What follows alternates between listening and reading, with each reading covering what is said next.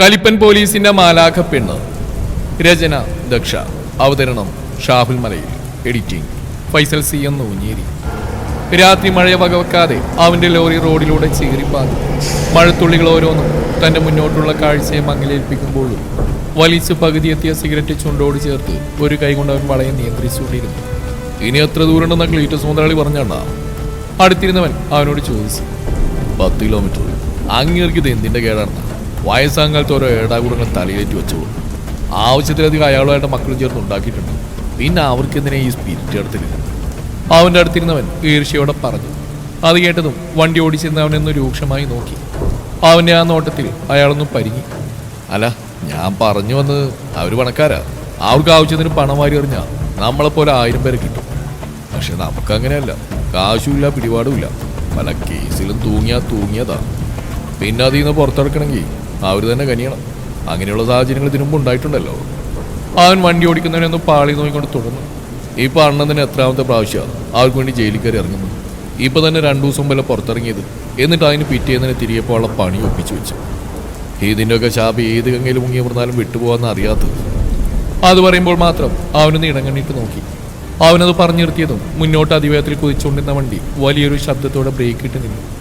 അതുവരെ വാതോരാ സംസാരിച്ചുകൊണ്ടിരുന്നവൻ അടുത്തിരിക്കുന്നവനെ തലയിരിച്ച് നോക്കി. തന്നെ ഇരിച്ചു കളയാൻ പാകത്തിന് അവൻ്റെ ആ കണ്ണുകളെ അഗ്നി കവർന്നിട്ടുണ്ട്. അവനൊന്ന് ഉമിനീരിറക്കി. ഇനി ഒരക്ഷരം നീ മിണ്ടിയ കാല് നിർത്തിയൊരു ചവിട്ടായിരിക്കുന്ന മറുപടി. അവൻ്റെ അമ്മയുടെ കോപ്പിലോ കുമ്പസാരം. അവനൊരു പുച്ഛത്തോടെ പറഞ്ഞുകൊണ്ട് കയ്യിലെ സിഗരറ്റ് പുറത്തേക്ക് തട്ടിത്തെറിപ്പിച്ച് ഗിയർ മാറ്റി വണ്ടി മുന്നോട്ടെടുത്തു. ഞാൻ പറഞ്ഞതായപ്പോൾ കുറ്റം. അണ്ണൻ തന്നെ ഒന്ന് ആലോചിച്ച് നോക്കി. എത്ര കേസുകളായി ഇപ്പം അണ്ണൻ്റെ പേരിൽ. ഇത്ര നാളും പിടിച്ചിരുന്ന അടിപിടി കേസ് പോയല്ലേ ഇത്. ഒരു കൊലപാതകം നടന്ന്, അതും ആരെന്ന് പോലും അറിയാത്തൊരു പെൺകുച്ചിനെ. അവൻ പറഞ്ഞു നിർത്തിക്കൊണ്ട് വണ്ടി ഓടിക്കുന്നവനെ നോക്കി. നിന്നോട് ഞാൻ പറഞ്ഞു, ആവശ്യമില്ലാതെ വായിട്ടിളക്കരുത്. അവൻ വണ്ടി സൈഡാക്കി. അതും പറഞ്ഞുകൊണ്ട് കൈ നീട്ടി അവൻ്റെ കവിളിൽ തന്നെ ഒന്ന് കൊടുത്തു. ഞാൻ പറയാതിരുന്നെല്ലാം ശരിയാവോ? ഞാൻ പറയുന്നത് കേൾക്കണ്ട. നമുക്ക് ഇതൊക്കെ വിട്ട് ദൂരേക്ക് എവിടെയെങ്കിലും പോവാം. ഏത് നിമിഷവും കുഴിവെട്ടി മൂടിയ മണ്ണവരുന്ന് പുറത്തേക്ക് വരും. ആ സമയത്ത് പിടിക്കപ്പെടാൻ പോകുന്നത് നമ്മളായിരിക്കും. ഊരും പേരും അറിയാത്തൊരു പാവം പണിയെ എല്ലാ ചെന്നായിക്കളും ചേർന്ന് കടിച്ചു തുടങ്ങിയിട്ട് അതിൻ്റെ ശിക്ഷ വിധിക്കുമ്പോൾ തൂങ്ങാൻ പോകുന്നത് നമ്മളായിരിക്കും. അറിഞ്ഞുകൊണ്ടല്ലെങ്കിൽ അതിൻ്റെ മരണത്തിന് അണ്ണൻ കൂടി കാരണക്കാരനല്ലേ? അവൻ ദയനീയതയോടെ പറഞ്ഞു. അറിഞ്ഞുകൊണ്ടല്ലോ നിന്നോട് അറിയണവർ. അവൻ പുച്ഛത്തോടെ അടുത്തിരിക്കുന്നവൻ നിനക്ക് ചോദ്യാറായി. അണ്ണാ, അവനൊരു നടുക്കത്തോടെ അവനെ വിളിച്ചു. എന്റെ കൈ കൊണ്ട് അവളെ മണ്ണ് വെട്ടി മൂടുമ്പോൾ അവൾക്ക് ജീവനുണ്ടായിരുന്നു. തനിക്ക് എന്താണ് സംഭവിച്ചുകൊണ്ടിരിക്കുന്നതെന്നറിയാതെ അവൾ ആ നിമിഷം ഭയം കൊണ്ട് തേങ്ങുന്നുണ്ടായിരുന്നു. അവളിൽ നിന്നുള്ള അവസാന ശ്വാസം വിട്ടകലുവോളം ഞാൻ അവിടെ ആ മൺകൂനക്ക് മുകളിൽ അമർന്ന് കിടന്നിരുന്നു. അവരവളിൽ നിന്ന് അപഹരിച്ച് അവിടെ മാനമാണെങ്കിൽ ഞാൻ അവളിൽ നിന്ന് അപഹരിച്ച് അവിടെ ജീവനാ. ഒരു ഉന്മാദിയെ പോലെ അവൻ അലറി. അണ്ണാ, അവനെ ഒന്നും ഇടാ കേട്ടുകൊണ്ടിരിക്കുന്നവൻ വിശ്വാസം വരാതെ തനിക്ക് മുന്നിൽ ഒരു ഉന്മാദിയെ പോലെ നിന്ന് ആക്രോശിക്കുന്നവൻ നോക്കി വിളിച്ചു. ഞാനാ, എന്റെ ഈ കൈ കൊണ്ടാ അവളെ ഞാൻ മണ്ണിട്ട് മൂടിയത്. എന്നെങ്കിലും അത് കുഴി തോണ്ടി പുറത്തേക്ക് വരുമെന്നും ഞാൻ തൂങ്ങുമെന്ന് എനിക്ക് നന്നായിട്ട് അറിയാം. എനിക്ക് മുമ്പിൽ അപ്പം അത് ചെയ്യുക എന്നല്ലാതെ വേറെ വഴിയിലായിരുന്നു. അല്ലെങ്കിലും അവൾ ഇനി ഒരു ചണ്ടി പോലെ ജീവിച്ചിരുന്നിട്ട് എന്തിനാ? ചീഞ്ഞ് നാറുന്നതിനെ ഒന്നും ഒരിക്കലും വീട്ടിൽ സൂക്ഷിക്കരുത്. എത്ര തന്നെ സുഗന്ധവ്യഞ്ജനങ്ങൾ അതിനുമേൽ പൂശിയാലും അതിൽ നിന്നും ദുർഗന്ധം വമിക്കുക തന്നെ ചെയ്യും. നീ പറഞ്ഞ പോലെ ക്ലീറ്റസ് മുതലാളിയുടെ കാല് നക്കിപ്പട്ടിയാണ് ഞാൻ. അയാൾക്ക് വേണ്ടി തല്ലാനും കൊല്ലാനും സ്വയം ചാവേറാവാനും വിധിക്കപ്പെട്ടവൻ. അവിടെ വികാരങ്ങൾക്ക് സ്ഥാനമില്ല. വിചാരമായിരിക്കണം മുന്നിട്ട് നിൽക്കേണ്ടത്. അവനൊരു പുച്ഛത്തോടെ പറഞ്ഞു നിർത്തി. അണ്ണൻ പറഞ്ഞെങ്കിൽ നിങ്ങളുടെ ന്യായങ്ങളായിരിക്കാം. എനിക്കിനി നിങ്ങളോടൊന്നും പറയാനില്ല. ആർക്കോ വേണ്ടി നിങ്ങൾ സ്വയം ഇല്ലാതാവുകയാണ് ചെയ്യുന്നത്. ഈ പാപത്തിന് കൂടി പങ്കുപറ്റാനായിരിക്കും എൻ്റെ വിധി. അവൻ സ്വയം നിന്നയോടെ പറഞ്ഞു. ആ പെണ്ണിൻ്റെ സ്ഥാനത്ത് നിങ്ങളുടെ മൈനയായിരുന്നെങ്കിൽ നിങ്ങൾ ഇതെന്നെ പറയണ. ആ ചോദ്യം കേട്ടതും അവനൊന്നും ഞെട്ടാതിരുന്നില്ല. കണ്ണുകൾക്ക് മുന്നിൽ കൊച്ചരിപ്പൽ കാട്ടി ചിരിച്ചുകൊണ്ടിരിക്കുന്ന ഒരു കുഞ്ഞിൻ്റെ മുഖം തെളിഞ്ഞു വന്നു. ചണ്ടി അവിടെ ഇരുന്നാലും ദുർഗന്ധം വമിക്കും അല്ലേ?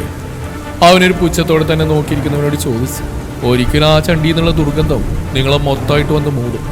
അന്ന് നിങ്ങളിപ്പോൾ പറഞ്ഞ പോലെ ഒരു സുഗന്ധവ്യഞ്ജന വസ്തുക്കൾക്കും നിങ്ങളതിൽ നിന്ന് അകറ്റാൻ കഴിയില്ല. ഉഴുത്ത പട്ടി ആട്ടി അകറ്റുന്ന പോലെ ഈ സമൂഹം തന്നെ ആട്ടി അകറ്റും.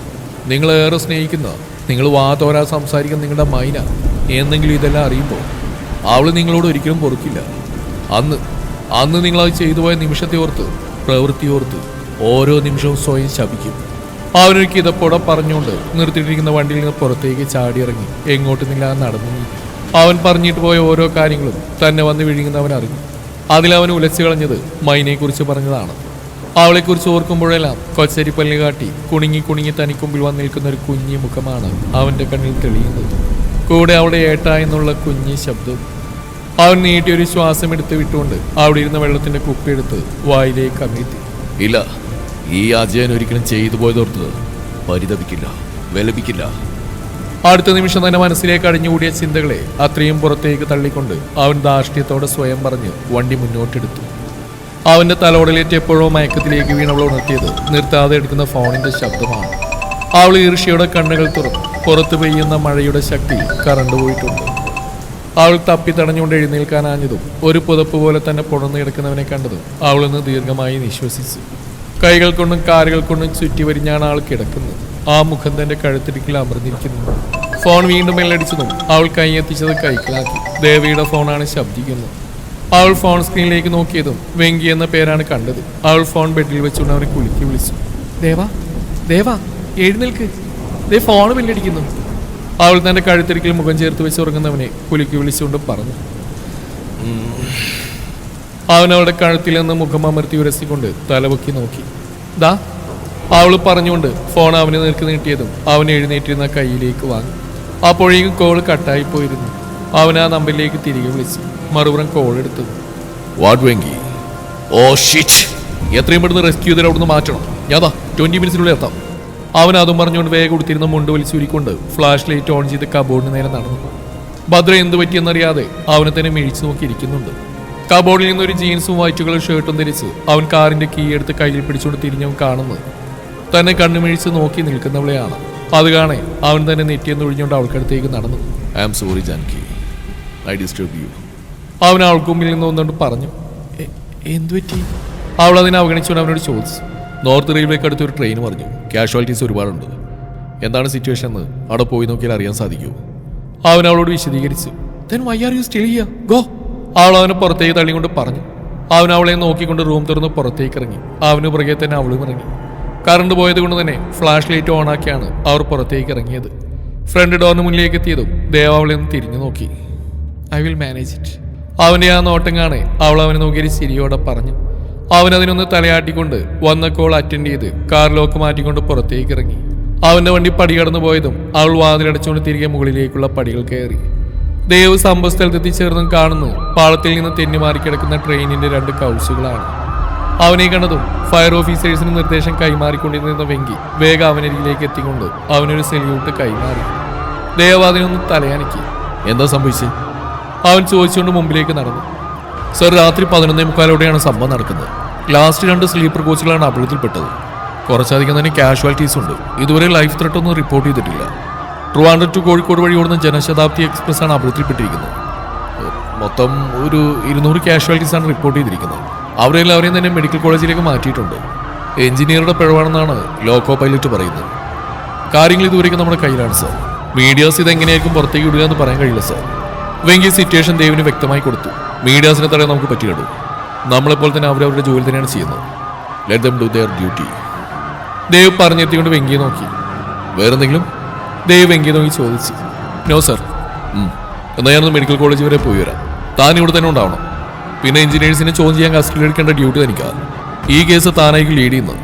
ദേവ് പാർക്ക് ചെയ്ത കാർ മുമ്പിൽ നിന്നോട് പറഞ്ഞു. സർ. അവൻ പറഞ്ഞുകൊണ്ട് ദേവിനൊരു സല്യൂട്ട് കൈമാറി. അവൻ അതിനൊന്ന് തലയാട്ടിക്കൊണ്ട് കാറിലേക്ക് കയറി അവിടുന്ന് ഹോസ്പിറ്റലിലേക്ക് പോയി. അവിടെ ചെന്ന് ഹോസ്പിറ്റൽ കോമ്പൗണ്ട് മുഴുവൻ മീഡിയാസ് വളഞ്ഞിട്ടുണ്ട്. ദേവ് കാറിൽ നിന്ന് ഇറങ്ങുന്ന കണ്ടതും അവരെല്ലാം മൈക്കും ക്യാമറയുമായി അവന് ചുറ്റും ഓടിക്കൂടി. അവൻ അതിൽ നിന്നെല്ലാം ഒഴിഞ്ഞു മാറി മുന്നോട്ട് നീങ്ങാൻ ശ്രമിക്കുമ്പോഴും അതിന് സമ്മതിക്കാതെ മീഡിയാസ് അവനെ ചുറ്റി വളഞ്ഞുകൊണ്ടിരുന്നു. അത് കണ്ടത് അവന്റെ സഹായത്തിനായി 2 പോലീസുകാർ അങ്ങോട്ടേക്ക് വന്നുകൊണ്ട് അവനരികിൽ നിന്നും പിടിച്ചു മാറ്റാൻ ശ്രമിച്ചു. സർ, സർ, ഇതിനെക്കുറിച്ച് എന്തൊക്കെയാണ് പോലീസിന്റെ പ്രാഥമിക കണ്ടെത്തലുകൾ? സർ, ഈ അപകടം റെയിൽവേ അധികൃതർ അനാസ്ഥയിലെ വിളിച്ചുകൊണ്ടെന്ന് സാറിന് ഇതിനെക്കുറിച്ച് എന്താണ് ജനങ്ങളോട് പറയാനുള്ളത്? എന്തൊക്കെയാണ് സർ പോലീസിന്റെ ഇതുവരെയുള്ള കണ്ടെത്തലുകൾ? ചുറ്റിനും കൂടുന്ന റിപ്പോർട്ടേഴ്സ് എല്ലാവരും അവനിലേക്ക് ചോദ്യങ്ങളുടെ ഒരു പെരുമഴ തന്നെ വർഷിച്ചു. ദേവ് അതിനൊന്നും ഉത്തരം നൽകാതെ മുന്നോട്ടേക്ക് ചുവടുകൾ വെച്ചു. സർ, ആരെയാണ് സംരക്ഷിക്കാൻ ശ്രമിക്കുന്നത്? സംഭവം നടന്ന 1 മണിക്കൂറാകുമ്പോഴും പോലീസ് ഇതിനോട് പ്രതികരിച്ചിട്ടില്ല. ഇതിൽ നിന്ന് ഞങ്ങൾ എന്താണ് മനസ്സിലാക്കേണ്ടത്? പോലീസ് റെയിൽവേ അധികൃതർ അനാസ്ഥയെ മറച്ചുവെക്കാൻ ശ്രമിക്കുന്നു എന്നല്ലേ? കോട്ടത്തിൽ നിന്നൊരു തലതിരിച്ച മാധ്യമപ്രവർത്തകൻ വിളിച്ചു ചോദിച്ചു. ആ ചോദ്യം ചോദിച്ചു കഴിഞ്ഞതും ദേവ ആ ചോദ്യം കേട്ടിടത്തേക്ക് തിരിഞ്ഞു നോക്കി. ഏയ്, ഹു വാസ് ദാറ്റ്? അവൻ ആ കൂട്ടത്തിൽ നിന്ന് നോക്കിയിട്ട് ചോദിച്ചു. കൂടി നിന്നവരെല്ലാവരും ആ ചോദ്യം ചോദിച്ച ആളെ നേർക്ക് ഉറ്റുനോക്കിക്കൊണ്ട് നിന്നും അയാളൊന്ന് ഉൾവലിഞ്ഞു. ദേവ അയാൾക്ക് മുമ്പിലേക്ക് വന്നു നിന്നു. അങ്ങനെ കണ്ടവന്റെ ആസനം താങ്ങി നടക്കുന്നവർ ഒരുപാടുണ്ടാവും പോലീസ് ഡിപ്പാർട്ട്മെന്റിൽ. പക്ഷെ അത് മുൻനിർത്തി എല്ലാവരെയും അതുപോലെയാണെന്ന വല്ല മിഥ്യാധാരണയും തനിക്കുണ്ടെങ്കിൽ അതങ്ങ് മാറ്റിവെച്ചതിന് ശേഷം മാത്രം കയ്യിലെയും മൈക്കും തൂക്കി ഇറങ്ങിയാൽ മതി. പിന്നെ വായിൽ തോന്നിയെന്ന് വിളിച്ചു പറയാനുള്ള ലൈസൻസ് ആയിട്ട് മാധ്യമ പ്രവർത്തനത്തെ കാണുന്നുണ്ടെങ്കിൽ ആ കാണലുടനെ അവസാനിപ്പിക്കുന്നതായിരിക്കും തനിക്ക് നല്ലത്.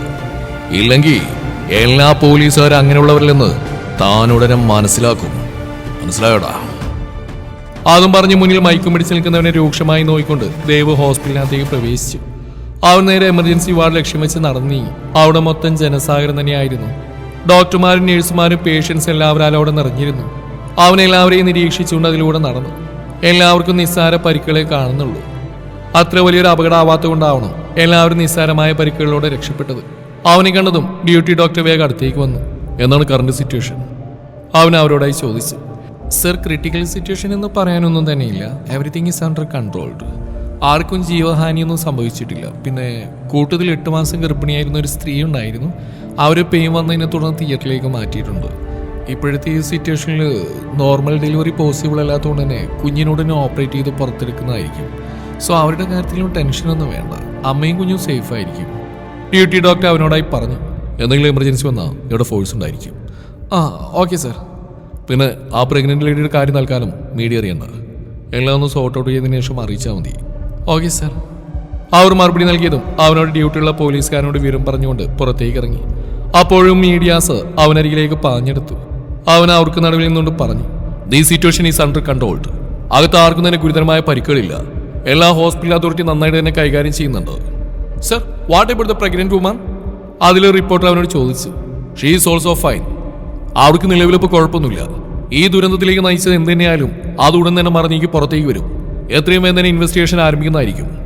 അതുവരെ നിങ്ങൾ കാര്യങ്ങൾ കൂടുതൽ കുഴപ്പത്തിലാക്കാതെ ദയവ് ചെയ്ത് ഞങ്ങളോട് സഹകരിക്കണം. പിന്നെ ഇതിന്റെ ഇൻവെസ്റ്റിഗേഷൻ ചാർജ് ASP വെങ്കടേശ്വര അയ്യർക്കായിരിക്കും. കൂടുതൽ കാര്യങ്ങൾ തുടർന്നുള്ള അദ്ദേഹത്തിന്റെ അന്വേഷണത്തിൽ നിന്ന് നിങ്ങൾക്ക് വ്യക്തമാകുന്നതായിരിക്കും. So please cooperate with us. അതും പറഞ്ഞ് അവൻ കാറിനരികിലേക്ക് നീങ്ങി. തിരികെ വീട്ടിലെത്തുമ്പോൾ സമയം 1:30 അടുത്തിരുന്നു. അവൻ പോർച്ചിലേക്ക് കാർ പാർക്ക് ചെയ്തുകൊണ്ട് പുറത്തേക്ക് ഇറങ്ങി. ശേഷം മരമതിലേക്ക് ഇരുന്നുകൊണ്ട് ഫോൺ എടുത്ത് ഭദ്രയെ വിളിച്ചു. അവസാന റിങ്ങിൽ അവൾ ഫോൺ എടുത്തു. ഞാൻ താഴെയുണ്ട്, വാതിലുറക്ക്, അവൻ പറഞ്ഞുകൊണ്ട് ഫോൺ വെച്ചു. അവൾ ഉറക്കപ്പിച്ചിൽ കട്ടിൽ നിന്നിറങ്ങി ഡോർ തുറന്ന് താഴേക്ക് നടന്നു. കണ്ണുകൾ അടഞ്ഞടഞ്ഞു പോകുന്നുണ്ട്. അവൾ അടഞ്ഞു പോകുന്ന കണ്ണുകളോടെ വാതിൽ തുറന്നുകൊണ്ട് അതിൽ തൂങ്ങി നിന്നു.